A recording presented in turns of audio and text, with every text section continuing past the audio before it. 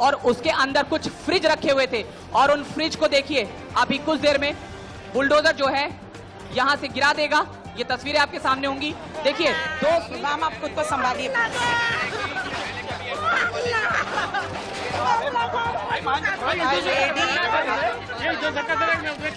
रुकना बोल दो ना, अब सामान मेरा खुद आपको पहले नहीं बोला था, आपको पहले नहीं बताया था। बोला, कुछ भी नहीं बोला और मेरा दुकान रोक दो ना। She is just trying to say that इस समय देख रहे हैं